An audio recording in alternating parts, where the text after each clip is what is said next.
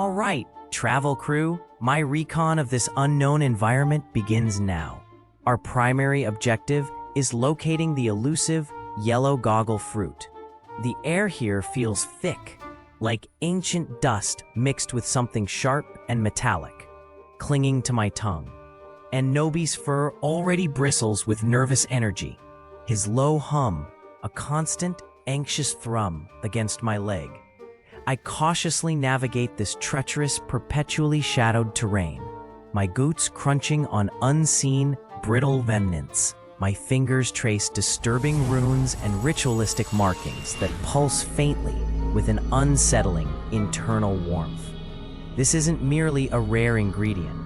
It's a contained entity, a vessel for ancient, malevolent energy, clearly treated as something deeply possessed by whatever long-forgotten civilization once thrived here.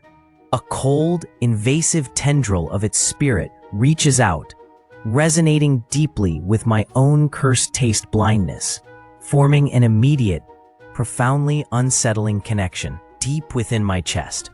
My senses violently reel.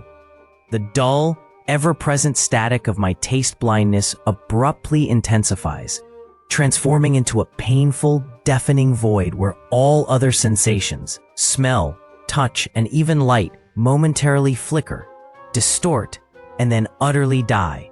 The mission just shifted dramatically, travel crew. This isn't about simple culinary acquisition anymore. It's about spiritual containment and an urgent exorcism. This forgotten village holds secrets, but the locals are less than forthcoming. The air here tastes like stagnant water mixed with desperation. I need precise warnings about the Yellow-Goggle Fruit. Yet every question meets only hushed fear and cryptic proverbs about sight-stealing whispers and laughter curses. It's like trying to understand a dream. I move towards a visibly trembling elder, lowering my voice, matching their careful, almost ritualistic speech patterns. I feel the strain as I adopt their spiritual dialect, my chest tightening with the effort. Nobi, a living seismograph of dread, chitters violently at my heel, his fur standing on end. I feel the low-frequency hum of his agitation against my calf, a deep resonance of terror. He smells the elder's raw animal fear, a sharp, acrid scent of ancient dread and unspoken horror. The elder's wide, clouded eyes, filled with ancestral terror, finally meet mine. They tell me the fruit houses a trickster spirit, a mimic of pure joy that reflects and amplifies chaos. It binds itself to those who touch it without protection, causing goggle madness, a state of meaningless gibberish and profoundly distorted reality. A cold shiver races down my spine. This isn't merely an exotic ingredient. This goggle madness is terrifyingly close to the sensory disruption my own curse inflicts. My tongue feels heavy, as if anticipating a forced gibberish. The fruit's spiritual threat is deeply intertwined with my internal chaos. I realize now, I must learn their ancient containment rituals before any attempt at acquisition. Nobi's nose twitches, a low rumble vibrates through his chest as we stalk silently through the unfamiliar foliage. My immediate objective is clear. I must observe the Yellow-Goggle Fruit's influence on this world's fauna to understand its peculiar sentient responses. I can smell a strange, metallic tang in the air now, sharp and unsettling. A small, furry creature, all wide eyes and twitching whiskers, creeps slowly toward a low-hanging cluster of the vibrant yellow fruits. It sniffs the air, a tentative curiosity filling its movements. Suddenly, Nobi's fur bristles violently along his entire spine, his tail thrashing a frantic rhythm against my leg, a clear warning. The curious creature lets out a high-pitched whimper, But its mounting fear isn't purely its own. The fruits shift, their yellow surfaces rippling with an unsettling, almost liquid mimicry of its distress. Then, an instantaneous cacophony of distorted, terrified shrieks echoes around us, amplifying the animal's initial terror into a chaotic, disorienting wave. The poor thing retreats in absolute panic, scrambling away into the shadows. I feel a cold, cloying dread creep up my own spine, a sense of immediate psychic disorientation pressing in. This isn't just passive mimicry or some environmental hazard. My discovery confirms it. The Yellow-Goggle Fruit actively distorts and amplifies emotions, creating a chaotic feedback loop that repels and disorients intelligent life, making direct observation unsettlingly dangerous. My chilling consequence is this: this ingredient's spirit is not passive at all. It's an active, chaotic entity capable of direct psychic manipulation. My next progression must be to devise a method to neutralize or temporarily bind this immediate, powerful sentient feedback. I need to confirm this Yellow-Goggle Fruit's nature. My current objective for the travel crew is simple: apply standard culinary acquisition. I grab my finest titanium carving knife, ignoring Nobi's low, anxious hum, and approach the pulsing yellow sphere. The air around the fruit feels thick, prickling my skin like static. As I reach, blade extended, the very atmosphere distorts, and strange gibberish whispers directly into my mind. The ground beneath my boots shudders violently, and Nobi lets out a piercing, panicked howl beside me. This isn't just an exotic plant. It's emitting a potent, psychic feedback loop, actively pushing back.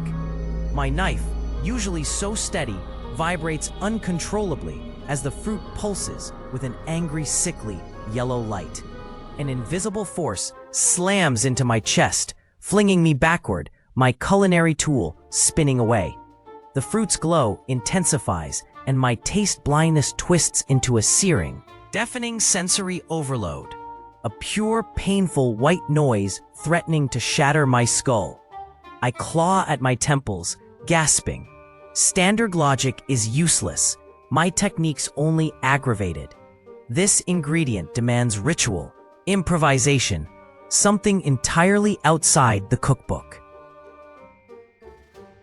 The air around me thrums with an unsettling, almost liquid pressure.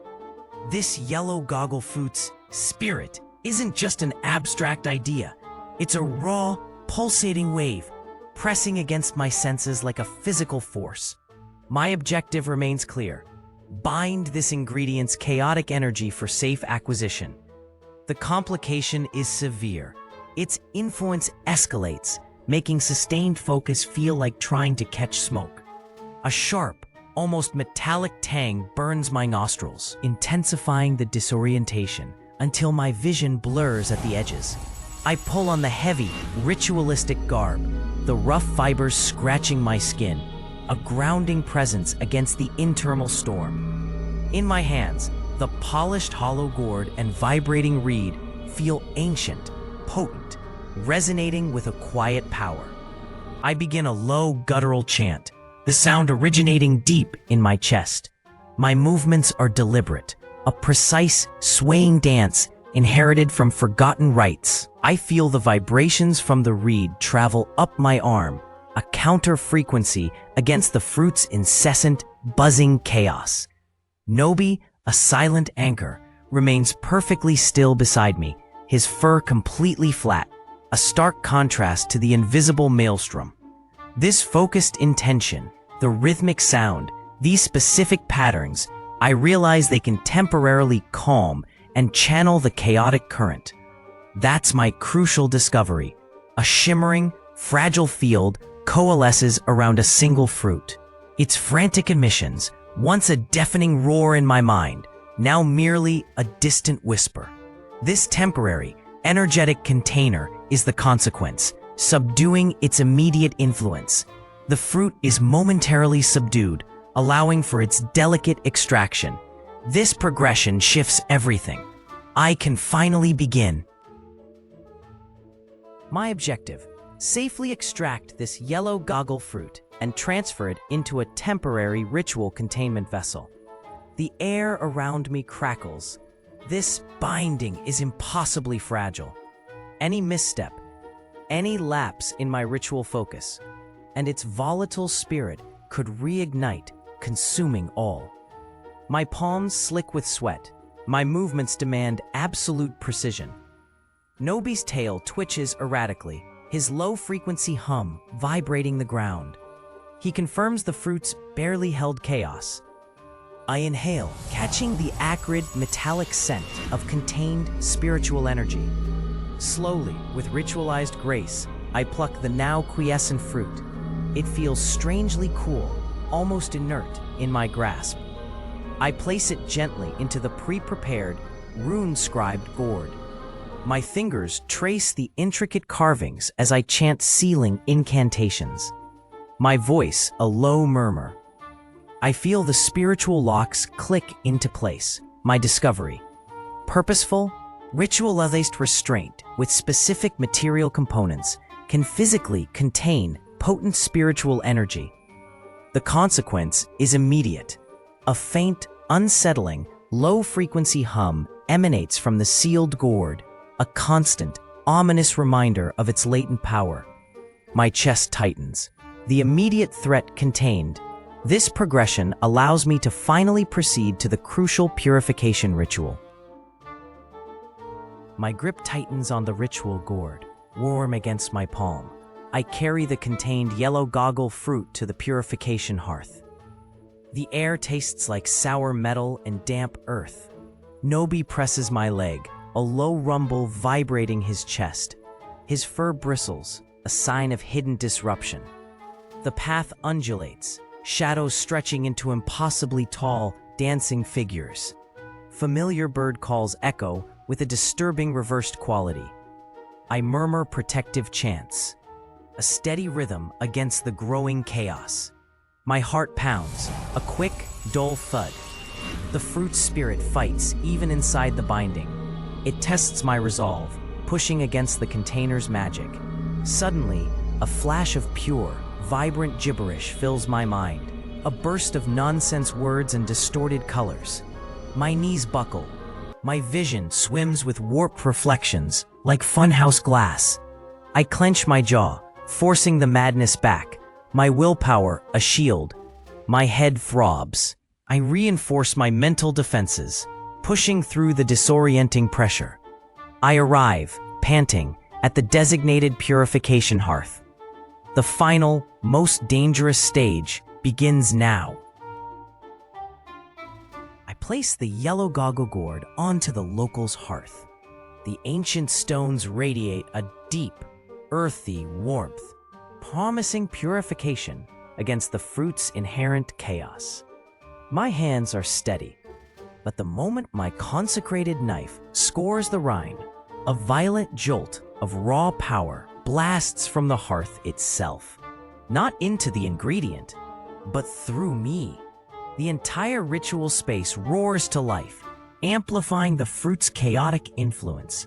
Blinding kaleidoscopic light erupts, making my vision swim, and my eyes sting with phantom tears.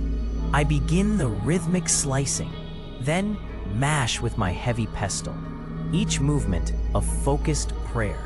The air shudders with a deafening, discordant hum, like tearing silk and buzzing flies. Nobi, a low, continuous rumble, vibrating from his chest, his fur bristling like static, absorbs some of the raw energy swirling around me. This is no mere physical preparation. This is a profound, spiritual battle for dominance, forcing the ingredient's raw, trickster true nature to manifest in its most terrifying form, thrashing against my will. My cursed taste-blindness flares violently, a dizzying onslaught of meaningless, clashing colors exploding behind my eyelids. The acrid taste of burnt metal and sweet decay floods my tongue. Disorientation threatens to buckle my knees, but I grit my teeth, pushing through with practiced ritualistic willpower, every muscle burning with the effort.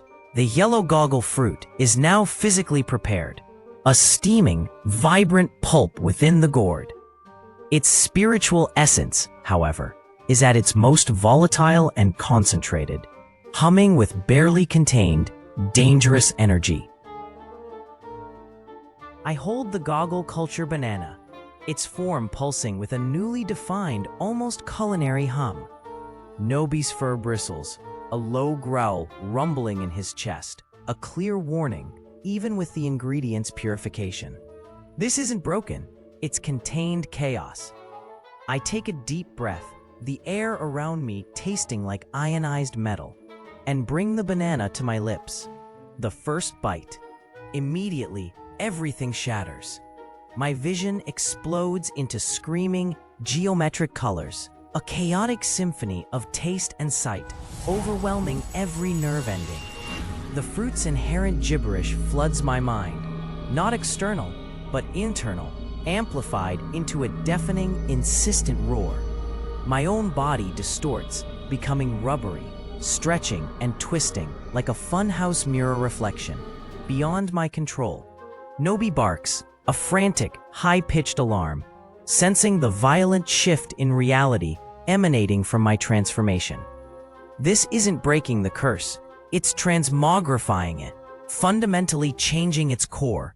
I feel the ingredients' chaotic essence merging with me, a new, volatile power beginning to course through my veins. A maniacal laugh erupts from my throat, pure, uncontrolled gibberish following, my limbs flailing wildly in the air. I fight for control, pulling myself back from the brink of pure madness, the taste still elusive, a phantom on my tongue. But the incessant internal noise of my curse has changed. It's more defined now. A chaotic song I can almost understand. The curses have gone, but it has evolved, becoming something new, something integrated with this raw, unpredictable power. The very air still pulses with the banana's residual chaos travel crew. A sticky sweet and sour perfume clings to my senses, threatening to reinfect this fragile space. I press my palm firmly to the soil, feeling the last whispers of its trickster spirit, and meticulously draw a glowing warding sigil onto the fading earth. A profound weariness settles in my bones, yet a new quiet power now radiates from my core. Nobi, sensing the deep shift, purrs contentedly against my leg, completely calm now. This mission reveals the core truth, crew. My curse isn't about mere erasure. It's about deep transformation, a total mastery over chaotic, vibrant essences. The Goggle-Culture banana's wild, joyful essence now flows within me, a disturbing, vibrant current reshaping my spiritual landscape. My taste perception is not a flaw, but a powerful conduit. Observe closely. The environment around us subtly fades, its vibrant energy entirely absorbed, spent, leaving behind only a quiet, neutral emptiness. I move on, burdened by these volatile forces, yet undeniably more potent. My quest for true taste continues, but my purification approach is forever changed. I am ready for whatever comes next, travel crew.